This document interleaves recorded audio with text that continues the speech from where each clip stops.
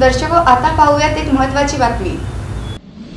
ज्ञान प्रबोधिनी सोलापूरच्या प्रमुख विश्वस्त ज्येष्ठ मार्गदर्शिका डॉक्टर सुवर्णलताताई भिशीकर यांचं वयाच्या 74व्या वर्षी प्रदीर्घ आजारानं सोलापुरात सोमवारी रात्री निधन झालं। मंगळवारी सकाळी मोदी स्मशानभूमी येथे त्यांच्या पार्थिवावर अंत्यसंस्कार करण्यात आले। डॉक्टर लताताई मूळच्या पुणे येथील प्रख्यात संपादक कैलासवासी बापूसाहेब भिशीकर यांच्या कन्या सोलापूर येथील केळकर दाम्पत्यानं बालविकास मंदिर शाळा ज्ञान प्रबोधिनीकडे हस्तांतरित केल्यावर त्या सोलापूरला स्थायिक झाल्या। ज्ञान प्रबोधिनी पुण्याचे संस्थापक कर्मयोगी आप्पासाहेब पेंडसे यांची जीवनमूल्य त्यांनी तरुण वयामध्ये आत्मसात केली होती।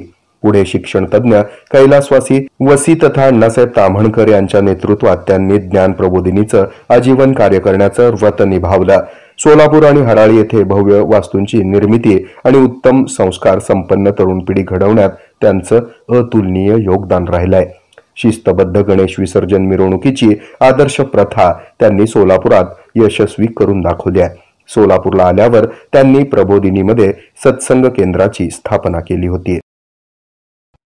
हे आहे मेट्रोकास्ट केबल नेटवर्क आणि आपण पाहत आहात द न्यूज प्लस बरच काही।